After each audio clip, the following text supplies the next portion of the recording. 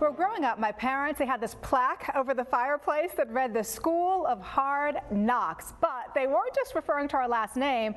They were referring to a level of education gained by sometimes negative life experiences.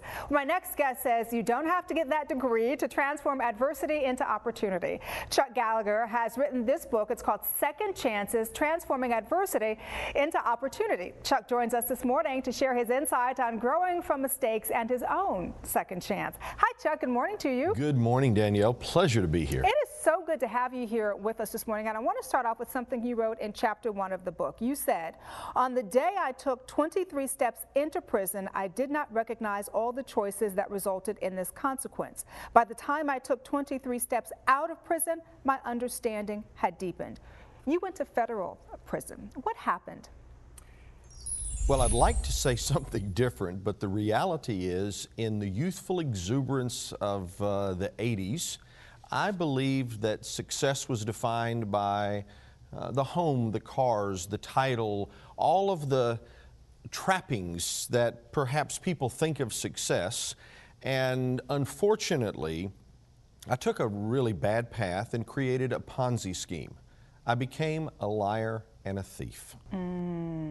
We know, when you look at Bernard Madoff and the Ponzi scheme and the consequences that happened to him, when you were doing this when you were young, you probably don't really think about the consequences so much, do you? Or is your mind just cluttered with all the stuff? No, it tends to be cluttered with the stuff. And in looking back at it now, I can see that there were 3 components that took place. There was a need, there was opportunity, and I rationalized it. And now I've come to find that many people who make some really bad choices in life, whether it's something as dramatic as a Ponzi scheme or a failed marriage or an affair, tend to find those 3 components still come to life for them. How much time did you do, and what was your second chance?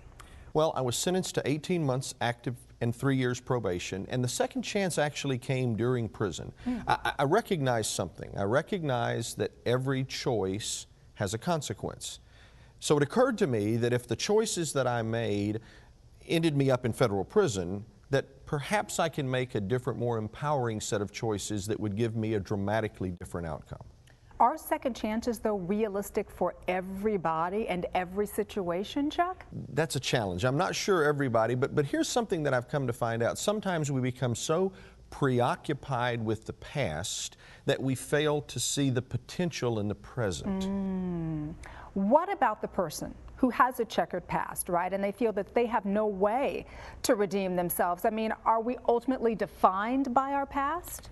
When the house of cards collapsed for me, there was a gentleman that said something that was very profound. He said, son, you've made a terrible mistake, but you are not a mistake. And the choices that you make today will define the future that you will live and the legacy that you'll leave for your 2 children. So are we defined by our past?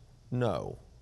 It's a part of who we are. Sure. It creates a bit of a foundation, but it doesn't define us. The choices we make today create our future and allow our future to take place. What is the takeaway here? What would you like to leave our viewers with this morning? Well, I think you've hit upon a few things that are very important. We aren't defined by our past. It is a part of who we are. But for the viewers today, if a person is willing to accept responsibility and follow a proven theory that works to create a second chance, they can find theirs.